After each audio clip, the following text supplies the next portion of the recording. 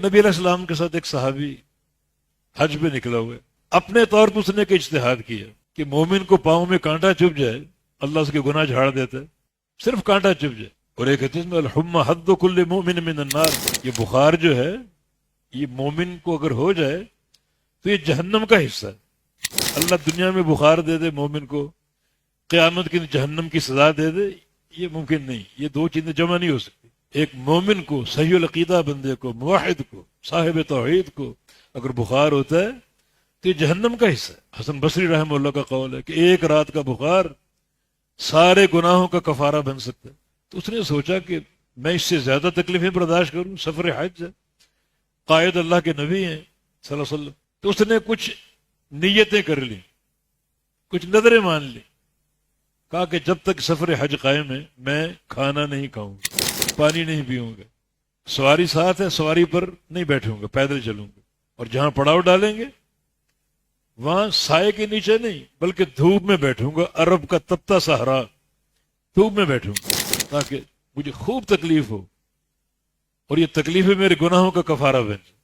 العلم قبل القول والعمل، وہ صحابی کیوں نہ ہو، صحابی کے لیے بھی قول سے پہلے، عمل سے پہلے علم کی ضرورت ہے۔ ہر وہ عمل جو کتاب و سنت پر قائم نہیں وہ باطل، تو کتاب و سنت کی رہنمائی قول سے قبل بھی ضروری، عمل سے قبل بھی ضروری۔ نبی علیہ السلام نے دیکھا کچھ ازدحام سا اور لوگ ایک بندے کو اٹھا رہے ہیں، چلا رہے ہیں سہارا دے دے کر، فرمایا کیا معاملہ اس کا؟ عرض کیا گیا کہ اس نے یہ نظریں مان رکھی تھی، کب تک برداشت کرتا، یہ بھوک کب تک سہتا، پیاس کب تک سہتا، عرب کے صحرا اور پیدل، آخر غشی طاری ہو گئی، اس کو ہم سنبھال رہے ہیں، اٹھا رہے ہیں، چلا رہے ہیں، پانی پیش کر رہے ہیں، پانی پی دو، نہیں پی رہا کہ میں نے نیت کی ہوئی میں پانی نہیں پیوں۔ آپ نے کیا فرمایا؟ جس مشقت میں تم نے اپنے آپ کو ڈال رکھا ہے، اپنے فہم سے، شریعت کی روشنی میں نہیں، علم کی بنیاد پر نہیں، اپنے فہم سے، اللہ اس سے ناراض ہے، وہ تو نیکی سمجھ رہا ہے، گناہ جھڑ جائیں گے۔ فرمایا کہ مرو فلیاکل ولیشرب ولیستظل ولیرکب، اس کو حکم دو فوراً کھانا کھائے، فوراً پانی پیے، سواری پر بیٹھے اور سائے تلے بیٹھے۔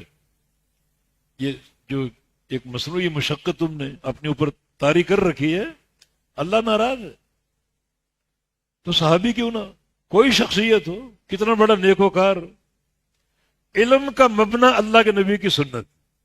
سلمان فارسی کا قول ہے ایک شخص پیدا ہوتے ہی حرم میں داخل ہو جائے، حجر اسود کے سامنے کھڑا ہو جائے، کبھی نماز پڑھ رہا ہے، کبھی طواف کر رہا ہے، ہر چکر میں حجر اسود کو بوسے دے رہا ہے، پیدا ہوتے، حتیٰ کہ بڑھاپا آ گیا اور وہاں پر موجود اور قائم ہے، باہر نہیں نکلا، حتیٰ کہ جنازہ اس کا حرم سے نکلا۔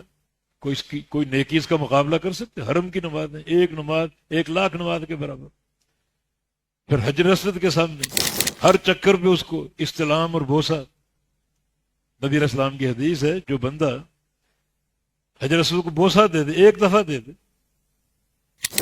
یاتی الحجر یوم القیامہ، یہ قیامت کے دن آئے گا، وَلَهُ لِسَانٌ يَنطِقُ بِهِ وَعَيْنَانِ يُبْصِرُ بِهِمَا، اس کو ایک زبان لگی ہوگی، زبان، اور آنکھیں ہوں گی، اپنی آنکھوں سے دیکھے گا مجھے کس کس نے بوسا دی ہے، اور استلموا بحق، سچا عقیدہ، بوسا دینے والے بہت ہیں، بدعتی بھی، مشرک بھی، نہیں ان کا نہیں، بحق، حق کے ساتھ، سچے عقیدے کے ساتھ، ایمان کی دولت کے ساتھ، لا الہ الا اللہ کی بنیاد پر ان کو تلاش کرے گا، اپنی آنکھوں سے دیکھ کر تلاش کرے گا، اور اپنی زبان سے ان کی گواہی دے گا، سفارش کرے گا۔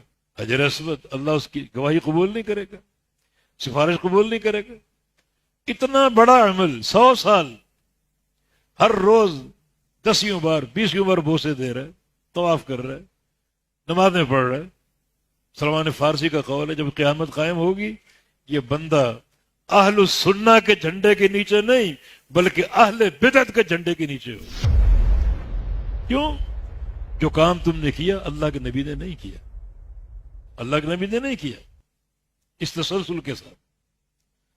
جب جاؤ طواف کرو، بوسے دو، نمازیں پڑھو، مگر پوری زندگی کا قیام کر لینا، سلمان فارسی کا قول اہل بدعت کے جھنڈے کے نیچے ہو۔ تو الغرض عمل کی کثرت اور یہ شدت یہ تقویٰ نہیں، عمل کا مطابق ہونا پیغمبر علیہ السلام کی سنت کی، یہ تقوی ہے۔